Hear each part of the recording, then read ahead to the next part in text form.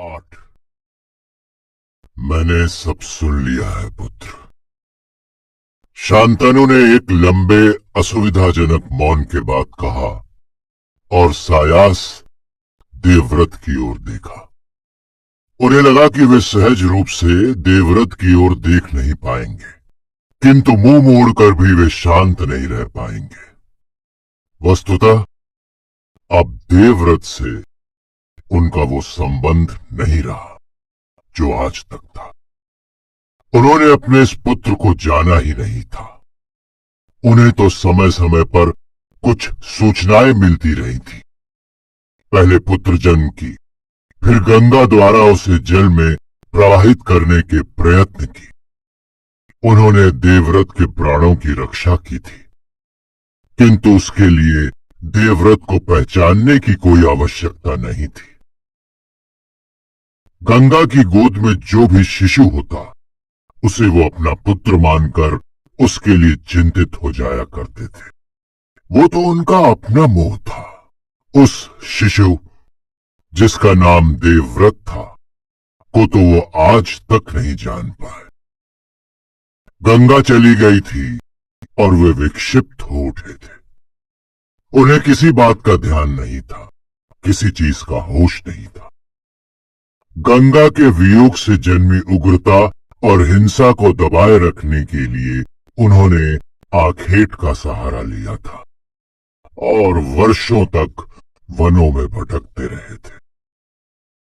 उन्होंने समझा था कि महादेव शिव के समान उन्होंने भी अपनी उग्रता में कामदेव को भस्म कर दिया है, पर देवव्रत के निकट वे तब भी नहीं आ पाए थे। वे इतना ही जानते थे कि उनका एक पुत्र है देवव्रत, जो आज इस ऋषि के आश्रम में है तो कल उस ऋषि के आश्रम में। वे उसकी प्रशंसा सुनते रहे।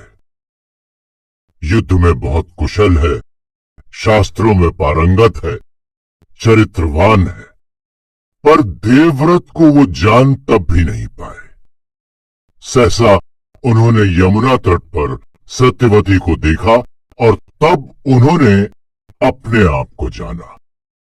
वे शिव नहीं थे। उनके मन में काम का दहन नहीं हुआ था। उन्होंने उसे अपनी उग्रता में दबा मात्र रखा था। सत्यवती के रूप ने उस उग्रता को शांत कर दिया था, हिंसा को उसका वास्तविक स्वरूप समझा दिया था। वो तो वस्तुतः उनकी कामेच्छा ही थी, जो सृष्टि न कर पाने की अपनी अतृप्ति में ध्वंसात्मक रूप ग्रहण कर चुकी थी। सत्यवती के सौंदर्य ने उसे अपने वास्तविक रूप में परिणित कर दिया था, कामेच्छा में। और तब शांतनु को लगा था कि गांगेय जैसा उनका पुत्र है ही क्यों।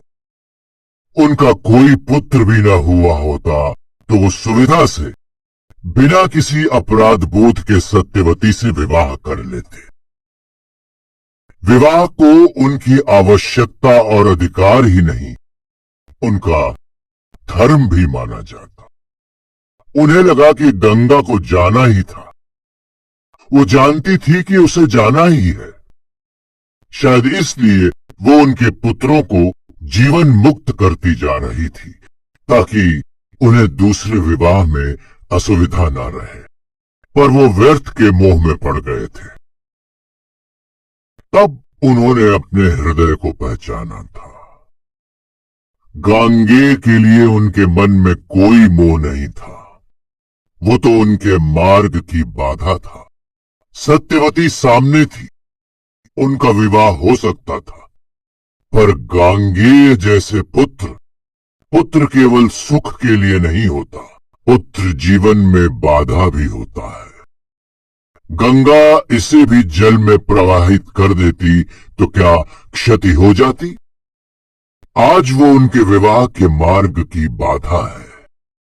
वो उनसे उनके जीवन के परम सुख को छीन रहा है। वो उनका शत्रु है। जीवन में उन्हें इतना वंचित तो उनके शत्रुओं ने भी कभी नहीं किया। उन्होंने काम के वेग को पहचाना था। काम जब मन से निकल रक्त के माध्यम से शरीर की सारी शिराओं में समा जाता है तो उसे झेल पाना संभव नहीं है। कम से कम शांतनु के लिए तो संभव नहीं ही है। शांतनु के मन में अवसाद नहीं गिरता, आक्रोश भी जागता है। उनके वश में होता तो वो पृथ्वी को फोड़ देते, सृष्टि को ध्वस्त कर देते, पर यह सब उनके वश में नहीं था। अब तो ये भी उनके वश में नहीं था कि धनुष बाण उठा आखेट के लिए वन में चल देते। अब तो इस दुर्निवार आघात को सहना ही था। नरक में कैसी यातना दी जाती है वो नहीं जानते थे, पर वो जानते थे कि यातना भी इस भयंकर काम यातना से अधिक कष्टकर नहीं होगी। उन्हें लगा था कि उनके अपने पुत्र इस गांगेय ने उन्हें बलात् पकड़कर अग्नि के झरने के नीचे खड़ा कर दिया है और कह रहा है चल। पर आज वही गांगेय उनके सामने बैठा था। कितना समर्थ, कितना त्यागी।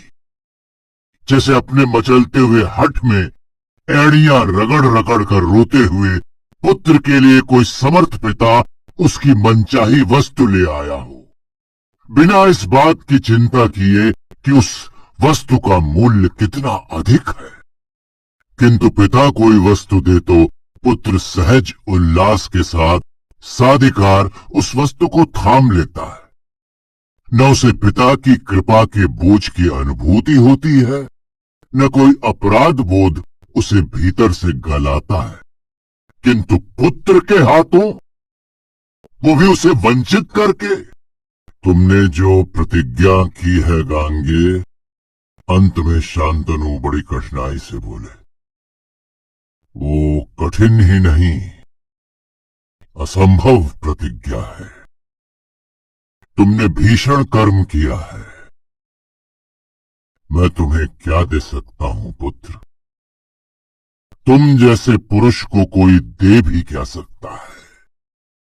मुझे लगता है कि तुम्हारा जन्म किसी से कुछ लेने के लिए हुआ ही नहीं है। तुम आजीवन दोगे। लोग याचक होंगे, तुम दाता होगे। जीवन तुमको कभी कुछ नहीं देगा, तुमसे पाएगा ही पाएगा। मैंने तुम्हें कभी नहीं पहचाना था पुत्र। आज तुम्हारे व्यक्तित्व का एक स्फुलिंग देखा है। मैं इस पहचान के अवसर पर फिर से तुम्हारा नामकरण कर रहा हूं। तुम अपनी इस प्रतिज्ञा के कारण आज से भीष्म कहलाओगे। भीष्म ने आंखें उठाकर पिता को देखा। वे भी आज अपने पिता का नया रूप देख रहे थे। मैंने तो मात्र पुत्र का धर्म निभाया है यार। शांतनु की आंखें भीष्म की आंखों पर टिक गई। तुम सा पुत्र पाने की कामना प्रत्येक पिता करेगा, पर सहसा उनका मन जैसे बदल गया। तुम सा पुत्र पाकर पिता पुत्र पर ही गर्व करने योग्य रह जाता है। स्वयं अपने आप पर गर्व करने का साहस वो नहीं कर पाएगा। आर्य, हाँ पुत्र। शांतनु शून्य में देखते रहे, जैसे भीष्म की ओर देखने से स्वयं को सायास रोक रहे हो। वो मेरी कामना थी, याचना नहीं। इसमें याचना की कोई आवश्यकता नहीं थी पिताजी। भीष्म कुछ संकुचित हुए। पिता की कामना भर जानना ही पुत्र के लिए पर्याप्त होता है। शायद ऐसा ही हो। शांतनु बोले, किंतु कामना व्यक्तिगत विषय है। वो तब तक सामाजिक विषय नहीं बनती जब तक कर्म में परिणित न हो जाए।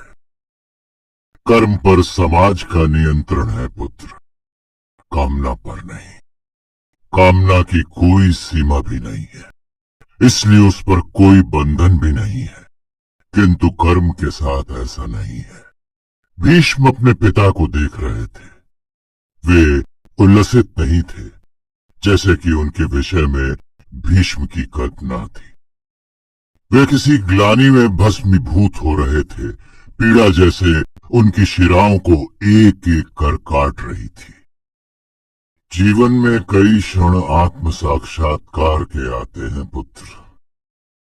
शांतनु जैसे अपने आप से कह रहे थे, मैंने अपने कर्मों के माध्यम से नहीं, तुम्हारे कर्म के माध्यम से स्वयं को जाना है। मुझे लगता है कि मेरे भीतर एक अंधी कामना है जो जागृत विवेक से बंधी हुई है। कामना अंधी है, वो कुछ देखती समझती नहीं।